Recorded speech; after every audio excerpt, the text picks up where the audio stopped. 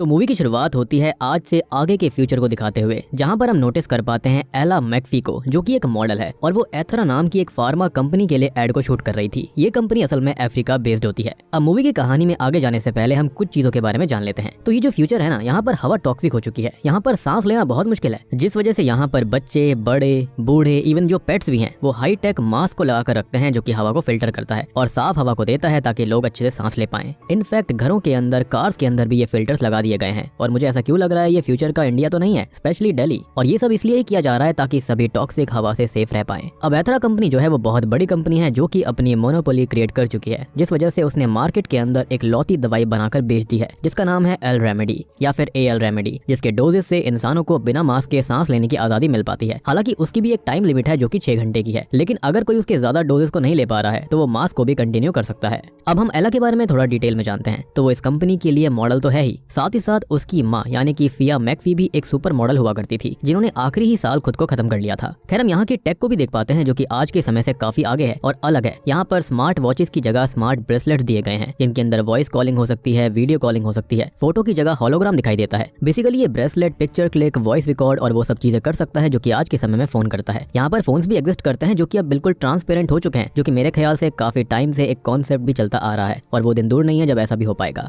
और फोन्स यहाँ इतने एडवांस हो चुके हैं कि जो वीडियो कॉल के अंदर सामने वाले पर्सन का लाइव साइज्ड होलोग्राम दिखाता है। Now coming back to the story, हम लाजरस नाम के एक मिस्टीरियस आदमी के अंडर काम करने वाले एक साइंटिस्ट सोलोमन को देख पाते हैं, जो कि एथरा कंपनी को हेट करता है और ये कहता है कि उनके पास समय काफी कम है और एथरा उनकी दवाई एल रेमेडी राशन की तरह लोगों को बांट रहा है, जिसकी वजह से उन्हें उनकी आदत पड़ चुकी है, जिससे उनके इम्यून सिस्टम पर काफी डैमेज होता है और जितनी जाने टॉक्सिक एनवायरनमेंट से नहीं जाएंगी, उससे ज्यादा इससे जाने वाली हैं। खैर अब इसी बीच उनको एक न्यूज से पता चलता है, जो कि असल में एथरा कंपनी ही चलाया करती थी, ताकि उनकी एल रेमेडी दवाई बिक पाए, कि यहाँ पर अभी पूरे वर्ल्ड की 68% पॉपुलेशन रेड जोन में आ चुकी है, मतलब कि वो टॉक्सिन से एक्सपोज्ड है। और ये अनुमान लगाया जा रहा है कि आने वाले 18 महीने में 83% पॉपुलेशन लाल जोन में आ जाएगी। तो उससे बचाने के लिए सबको एल रेमेडी का इस्तेमाल करना होगा। बेसिकली अपना ही प्रमोशन करा जा रहा था। वो लोग भी अपना कोई क्योर या फिर ड्रग बना रहे हैं और साइड में वो छोटे मोटे और ड्रग बेचते हैं, ताकि वो एथरा कंपनी को कैसे तो काउंटर कर ही सके। नहीं तो सब कुछ ऐसे ही चलता रहा तो वक्त आने पर सब एथरा के गुलाम बन जाएंगे। लेकिन सोलोमन ये कहता है कि वो ऐसा नहीं होने देगा और अभी तो फिलहाल उन्हें भी सस्टेन करने के लिए एल रेमेडी इस्तेमाल करना ही पड़ता है। बेसिकली यहाँ पर किसी के पास कोई भी ऑप्शन नहीं था। अब तभी हम एला को देख पाते हैं, जो कि एक शूट खत्म करके वॉशरूम जाती है, जहाँ पर कुछ लड़कियां उसके बारे में और उसकी माँ के बारे में ही बात कर रही थी, जो कि काफी ऑफेंसिव बातें थी, लेकिन वो अपने में ही मगन रहकर उनको इग्नोर कर देती है। तभी उसे उसके बॉयफ्रेंड टली का कॉल आता है, जो कि उसे शाम की पार्टी के बारे में बताता है, जो कि वो देने वाला था और अभी वो उसके लिए कुछ ड्रग्स का इंतजाम करने जा रहा था। एला यहाँ पर अपनी बेस्ट फ्रेंड जीना को भी कॉल करती है, जो कि उसकी स्टाइलिस्ट भी है, जो कि फिलहाल अभी टली के साथ रिश्ते में है। जी हाँ, यानी कि जीना और टली मिलकर एला को धोखे में रख रहे थे और चीट कर रहे थे और वो उसे अपने और जीना के रिश्ते के बारे में बताने का भी सोचता है, लेकिन जीना उसे रोक देती है, क्योंकि आज एला के लिए थोड़ा सा डिफिकल्ट दिन था, एज आज उसकी मदर की बरसी है। सबसे शॉकिंग चीज ये होती है कि जीना अभी भी टली के साथ ही थी। अब देखो यहाँ पर एक बात साफ थी कि जो जीना है ना, उसके ऊपर एला के काफी सारे एहसान हैं, लेकिन टली को एला से अपना बस मतलब निकालना होता है, यानी कि वो उसकी अच्छी फ्रेंड नहीं थी। अब वो दोनों ही इस गाँव तक आ जाते हैं, यानी कि जीना और टली। वहाँ पर रहने वाले डीलर से टली रेगुलरली ड्रग्स बाय किया करता था और वो यहाँ पर डीलर जो है वो अकेला रहता है, क्योंकि ये गाँव अब सुनसान हो चुका है, जहाँ के लोग टॉक्सिन एक्सपोज होने से मर चुके हैं, क्योंकि उन लोगों ने टीवी, फ्रिज जैसी चीजों के लिए अपनी एल रेमेडी मेडिसिन का सौदा कर दिया था। एक तरह से जिंदगी बेचकर मजे खरीद लिए थे, जिनको मौत मिली। अब दूसरी ओर इसी चीज का लाइव उदाहरण देखा जाए तो शूट वर्कशॉप के अंदर सेम ऐसी ही एक लड़की को एला भी देखती है, जिसकी आज नाक से खून आ रहा था और वो भी अपनी एल रेमेडी बेच चुकी है, जो कि अब बच नहीं पाएगी। और एला अब इससे डिस्टर्ब होकर अपनी एल रेमेडी टैबलेट को चेक करती है, जो कि वो अपनी माँ के दिए हुए लॉकेट में कैरी किया करती। खैर अब वापस हम टाउन की तरफ आते हैं, जहाँ पर टली और जीना को एला के बारे में बात करते हुए दिखाया जाता है, जहाँ पर टली ये कहता है कि एला इतनी भी अच्छी नहीं है, जिस पर जीना ये बोलती है कि उसने उस पर थोड़े बहुत एहसान तो किए ही है, लाइक ये ब्लूटूथ डिवाइस जैसा ईयरपीस दिया है, जिससे कि वायरलेसली बात हो पाती है और इसे हम फ्यूचर का ब्लूटूथ ही कह सकते हैं, जो कि कान के अंदर नहीं बल्कि ऊपर लगाया जाता है, जो कि वो कभी भी अफोर्ड नहीं कर सकती थी।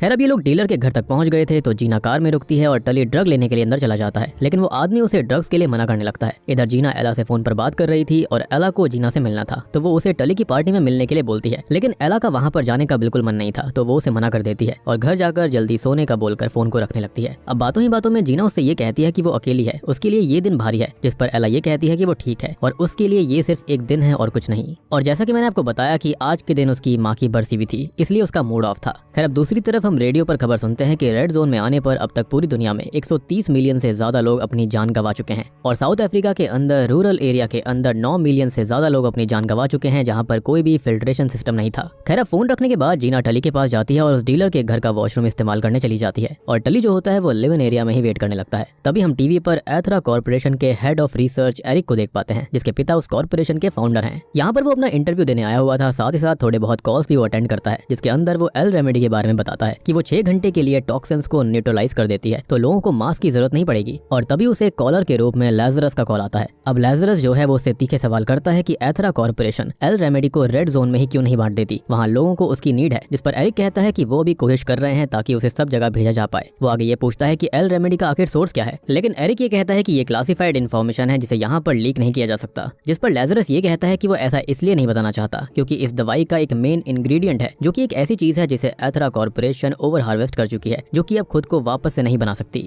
और अगर ये बात सच है तो इसके बाद एल रेमेडी और नहीं बनाई जा सकती और इसलिए एथरा कॉर्पोरेशन एल रेमेडी को ग्लोबली अवेलेबल नहीं करवा सकती। तभी एरिक कहता है कि वो प्रोडक्शन को बढ़ाने की कोशिश कर रहा है, जिस पर लैजरस ये बोलता है कि ऐसा नामुमकिन है क्योंकि जिस नेचुरल रिसोर्स से वो एल रेमेडी को बना रहा है वो लिमिटेड है। और तभी एरिक इन बातों को अवॉइड करवाने के लिए कॉल कट करवा देता है। खैर अब हम टली पर वापस आते हैं, जो कि लिव इन एरिया में वेट कर रहा था। तो वो यहाँ वहाँ पर घूमने लगता है और डीलर के आदमी को धमकी देता है कि अगर उसने उसे ड्रग्स नहीं दिया तो वो किसी और जगह से ड्रग्स को लेना शुरू कर देगा। तो वो आदमी उसकी बात मानकर बचे हुए स्टॉक से उसके लिए ड्रग्स लेकर आता है। खैर अब इंतजार करते हुए टली यहाँ वहाँ घूम रहा था, जिसे ड्रग्स वाली लैब मिल जाती है और ये लैब वही लैब है जहाँ पर सोलोमन, लैजरस और बाकी सब मिलकर एक्सपेरिमेंट कर रहे थे, नई दवाई बनाने की कोशिश कर रहे थे। खैर अब टली चुपके से लैब के अंदर घुस जाता है, जहाँ पर सोलोमन और उसके असिस्टेंट स्पाइडर नया ड्रग बनाकर टेस्ट कर रहे थे, जिसकी बूंद की 1/4 बूंद लेनी होती है। और ये चीज उसको काफी फैसिनेटिंग लगती है, तो इसे चखने के चक्कर में वो वहाँ से एक वेल को चुरा लेता है, यानी कि एक बॉक्स को। खैर अब ड्रग डीलर जो होता है वो उनको ड्रग्स दे देता है और अब वो और जीना वहाँ से निकल जाते हैं और हम एक आदमी को एरिक के कहने पर सोलोमन की एक्टिविटीज के ऊपर नजर रखता हुआ देखते हैं, जो कि उसे पल पल की खबर देता रहता है। अब दूसरी ओर एरिक अपने पिता से बात करता है, जो कि उससे ये कहते हैं कि अगर उन्होंने ऑन गोइंग कंडीशन को नहीं संभाला तो उनका बहुत ही ज्यादा नुकसान हो जाएगा। जिससे परेशान होकर एरिक लैजरस को ढूंढने अपनी असिस्टेंट एंजेला को काम पर लगा देता है। दूसरी ओर हम एला को देख पाते हैं, जो कि घर आती है, जो कि थोड़ा सा अकेला फील कर रही थी। अब इसी बीच उसे उसके पिता का कॉल आता है, जो कि असल में रेड जोन में लोगों की हेल्प करने, उनके हक के लिए लड़ने का काम करने में बिजी थे और उससे वो काफी दूर रहते हैं। उन दोनों के रिश्ते कुछ ज्यादा ठीक नहीं है और उसका मूड भी खराब हो जाता है, तो वो उसे चेंज करने के लिए पार्टी में जाने का फैसला कर लेती है और टली के घर के लिए निकल जाती है। अब वो पार्टी में सीधा अंदर चली जाती है, जहाँ पर उसे टली और जीना कॉम्प्रोमाइजिंग पोजीशन में मिलते हैं और टली यहाँ पर जीना को वही ड्रग टेस्ट कराने वाला था जो कि वो सोलोमन से चुरा कर लाया था। एला अब ये सब देखकर उन दोनों पर बहुत गुस्सा करती है और वो दोनों वहाँ से निकल जाते हैं और गुस्से में वो उस ड्रग की पूरी वेल को ही पी लेती है, यानी कि पूरी ही उसको पी लेती है। बल्कि जैसा मैंने आपको बताया था कि वो 1/4 यानी कि एक बूंद का भी 1/4 लेना था, लेकिन उसने पूरी ही वेल पी ली थी। खैर अब उसे पीने के बाद में वो टली के दोस्त ब्रायन के साथ थोड़ा बहुत डांस करती है, जो कि उस पर फ्लर्ट करने लगता है। लेकिन अब तक एला की तबीयत बिगड़ जाती है, तो वो वॉशरूम जाने लगती है और वो उसे संभालता है, लेकिन अब तक उसे वॉमिट हो जाती है, जिसके चलते वो वहीं पर बेहोश हो गई थी। अब इसी बीच हम एरिक को देखते हैं, जो कि अपने लैब के अंदर उस नेचुरल रिसोर्स का अल्टरनेटिव बनाने की टेस्टिंग कर रहा था। लेकिन पहले 62 ट्रायल्स यानी कि 62 ट्रायल्स की तरह ही इस बार भी एक्सपेरिमेंट फेल हो जाता है। यहाँ पर वो बहुत ही ज्यादा गुस्से में भर जाता है। वहीं एंजेला उसे बताती है कि उन्हें लैजरस का ट्रेस नहीं मिल रहा।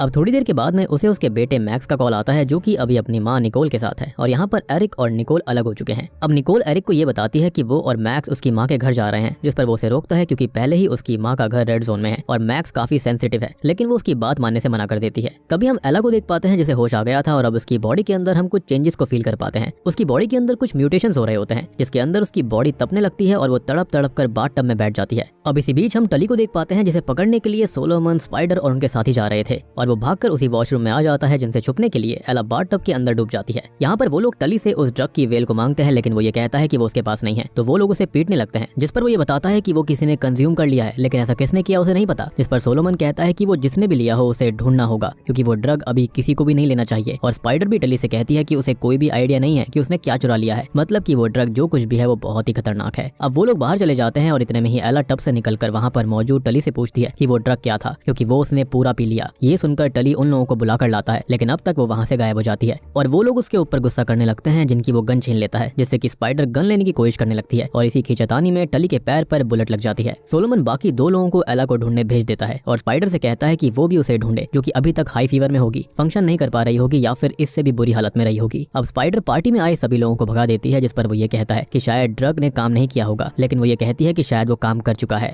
अब वो दोनों भी बाहर जाते हैं और टली को होश आता है, तो एला को सीलिंग पर चिपका हुआ नोटिस करता है। वो नीचे आती है और वो उससे ये पूछता है कि वो ऊपर कैसे चढ़ी थी, लेकिन अभी वो इस चीज से परेशान है कि उसने जो चीज पी है वो आखिर थी क्या। वो यहाँ से जाने के लिए डोर को ओपन करने लगती है, जो कि नहीं खुलता, तो वो गुस्से में उस पर पंच करती है, लेकिन शॉकिंगली वो डोर ही टूट जाता है, यानी कि उसके पास सुपर स्ट्रेंथ आ गई थी। हम उसके हाथ पर, नेक पर हल्के हल्के घावों को भी नोटिस कर पाते हैं और अब वो टली को लेकर यहाँ से भागने का प्लान बनाती है। वो सीलिंग विंडो को तोड़कर टली के साथ वहाँ से भागती है और आवाज सुनकर सोलोमन और स्पाइडर भी पीछे आते हैं। वो सब रूफ टॉप पर आते हैं जहाँ पर टली फिसलने लगता है, जिसे वो हाथ लगाती है तो वो बच जाता है, लेकिन उसने उसे पकड़ा नहीं था, बस उसे टच किया था और वो काइंड ऑफ उससे चिपक गया। और नीचे से जीना ये देख लेती है, जिसे लगता है कि एला टली को धक्का दे रही है। अब वो लोग आगे जाते हैं, लेकिन टली जो होता है वो फिसल कर नीचे गिर पड़ता है, जिसकी वजह से उसकी मौत हो जाती है। सोलोमन अब एला को रोकने की कोशिश करता है, लेकिन उससे पहले वो ये पूछता है कि उसने उस वेल को कितना पिया, यानी कि उस ड्रग को कितना ले लिया है। इस पर वो ये कहती है कि उसने पूरा का पूरा ही ड्रग पी लिया है। तभी वो नीचे जंप कर देती है, जो कि 15 से 20 फीट की हाइट थी, लेकिन वो आराम से नीचे आ जाती है, उसे कुछ नहीं होता, यानी कि उसके अंदर म्यूटेशन हो रही थी। अब जीना वहां पर आती है, जिसे ऐसा लग रहा होता है कि एला ने ही टली को नीचे फेंका था, यानी कि उनके रिश्ते के बारे में जानकर, लेकिन एला के पीछे लोग लगे हुए थे तो वो वहां से भाग जाती है।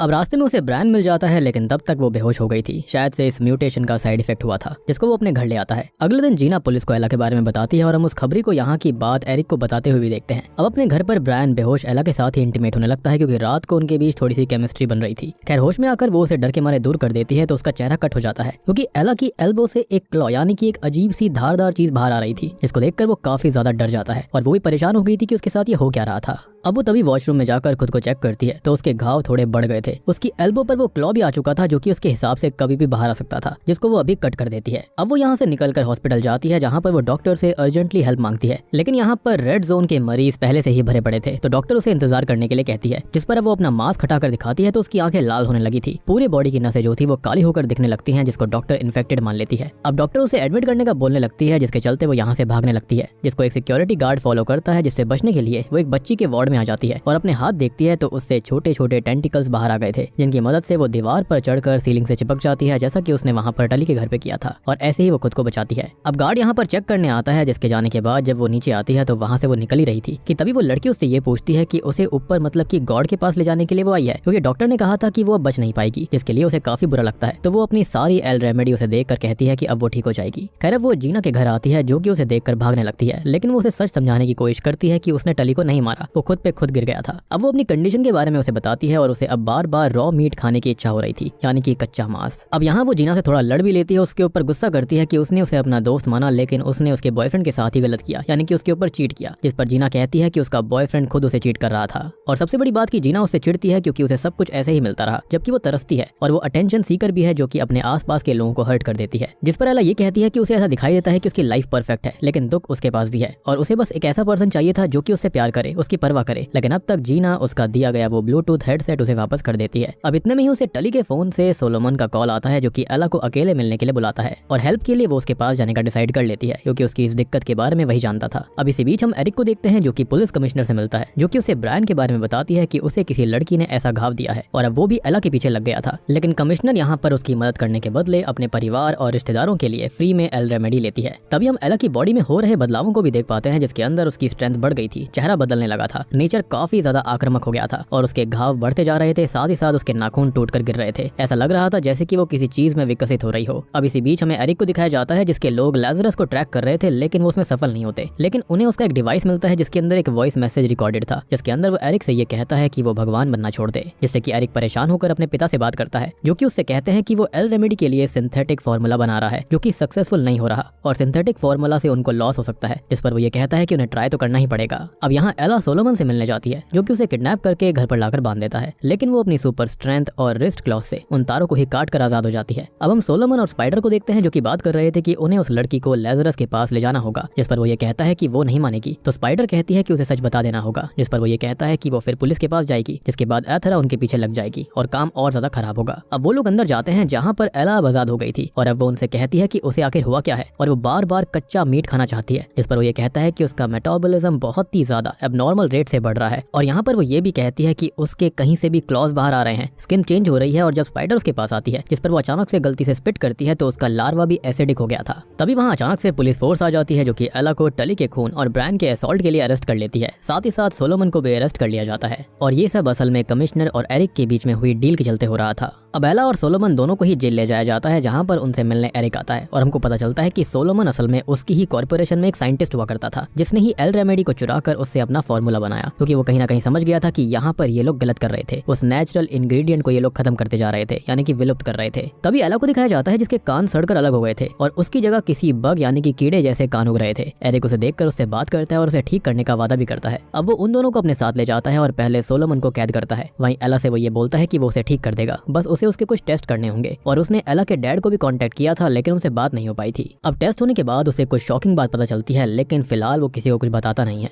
एनीवेज अब वो सोलोमन के पास जाता है और उससे ये कहता है कि वो उसे अपना पार्टनर बना लेगा, लेकिन बदले में उसे वो फॉर्मूला बताना होगा, नहीं तो वो जिंदगी भर यहीं पर सड़ेगा और उसके ऊपर क्रिमिनल चार्जेस भी लगेंगे। सोलोमन कहता है कि फॉर्मूला लेने के बाद भी वो एल रेमेडी को सब तक नहीं पहुंचाएगा, जिस पर वो ये कहता है कि उसके शेयर होल्डर्स ये चाहते हैं कि कुछ एल रेमेडी उनके बच्चों और बच्चों के बच्चों के लिए बची रहे, और इसमें गलत है ही क्या। सोलोमन अब उसकी डील ठुकरा देता है और अब एरिक अपने डैड से बात करता है कि वो एला के अंदर से वो सीरम निकाल लेगा। और अब हमको पता चलता है कि आखिर मांजरा था क्या। तो सोलोमन ने जो ड्रग बनाया था वो इंसानों के अंदर थोड़े बहुत चेंजेस करके एक म्यूटेशन टाइप कर देता है, और जो वो मेन इंग्रेडिएंट है उसकी हेल्प से कोई भी टॉक्सिन से इम्यून हो सकता है। तो इंसान भी यहाँ पर इम्यून हो जाएंगे। और एला ने तो यहाँ पर पूरा का पूरा सीरम ही पी लिया था, और अब वो पूरी की पूरी बदल कर उस मेन इंग्रेडिएंट में ही चेंज हो रही है, जिसका डीएनए तक चेंज हो चुका है। और अब एरिक यहाँ पर एला को ही एल रेमेडी के लिए हार्वेस्टिंग में इस्तेमाल करने का प्लान करता है, क्योंकि उसका जो मेन इंग्रेडिएंट था वो एथरा खत्म कर चुकी है। लेकिन अब वो एला से अनलिमिटेड एल रेमेडी बना सकते थे, लेकिन बाय एनी चांस अगर टास्क फेल भी हुआ तो वो एला को ही खत्म कर देंगे। अब एला के पास यहाँ सुपर हियरिंग की पावर भी आ गई थी, तो वो मिरर के पीछे से भी ये सब सुन लेती है, जहाँ पर उसे ये भी पता चलता है कि उसके पिता उसे ढूंढ रहे हैं, लेकिन एरिक ने उन्हें कोई खबर दी ही नहीं थी। जी हाँ, यानी कि उसने उससे ये बात भी झूठ कही। अब एला को बेहोश करने 2 वार्ड बॉय आते हैं, जिन्हें पीट कर वो यहाँ से निकल जाती है। आगे जाकर उसे एक गार्ड रोकता है, लेकिन वो सीलिंग पर चढ़कर उसके ऊपर एसिड थूक देती है और उसे पीट देती है।